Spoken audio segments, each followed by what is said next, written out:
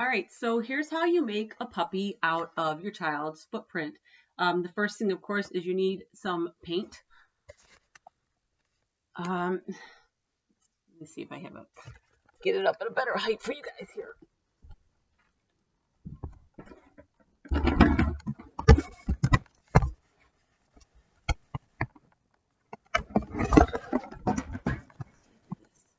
All right, so I know it's hard to see.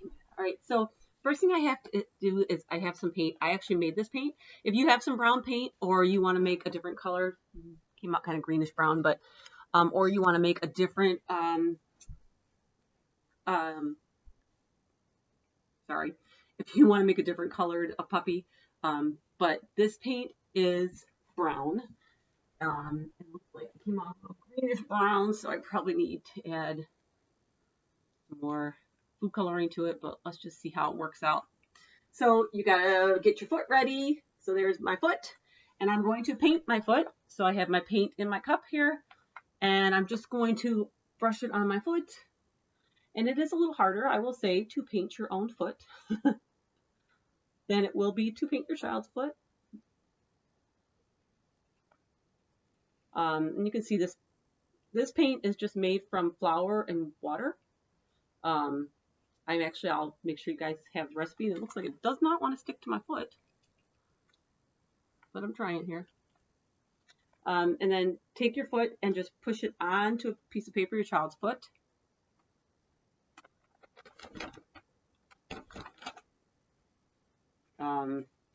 You might need to fill it in a little bit. Wipe my foot off so I don't get it all over my carpet. Let's see. There we go. All right. So mine didn't fill in very good, so I'm going to add to it. So I just put my footprint on there, and then you're actually going to turn it so that the toes are down. And on the top part, I'm going to show you guys. Actually, maybe I can do it upside down and show you guys how to do it. So this is the top. So then what you're going to do is up here, you can add ears.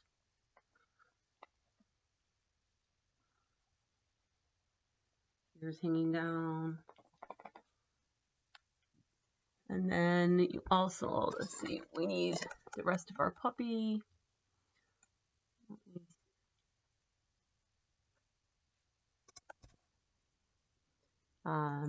So then we need a tail. And your tail will go kind of on your pinky side here. You can make a swirly tail if you want.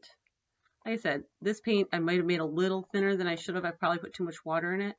So you might want to, if you decide to make some, you might want to put less in it.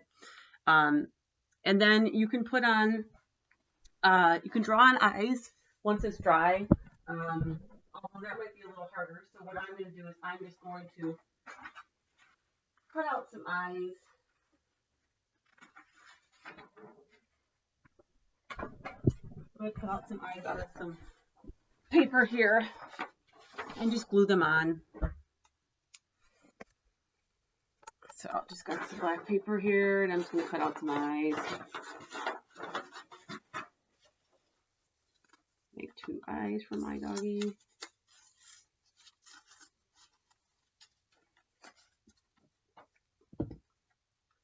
So I just have 2 eyes, and I'm just going to put them on.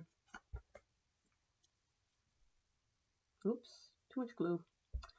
Put the eyes on. Like I said, this would be a lot better if my paint had been a little thicker, but just for the idea, and like if you guys have regular paint, you know, that's of course much better to use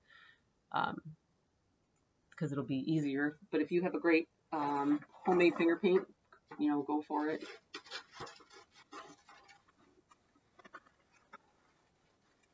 Probably too big of a nose. Let's see. Just kind of make a triangle nose.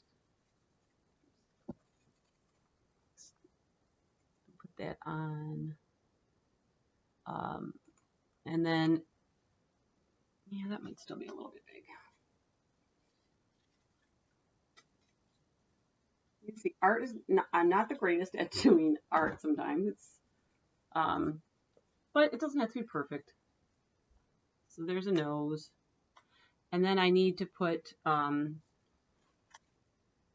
black whiskers on, which those might actually be easier when it's to draw them on. Because I can't really do it with the paper makes it a little harder to do that. So I might wait and do that part once it dries. And then the last thing you want to do for your dog is make a collar for your puppy. So I'm just going to cut out a little strip of colored paper here, cut it to fit. And I'm going to glue that on. Give him like a little collar. Oh, would have helped if I put this in the right place, huh? So nose, eyes.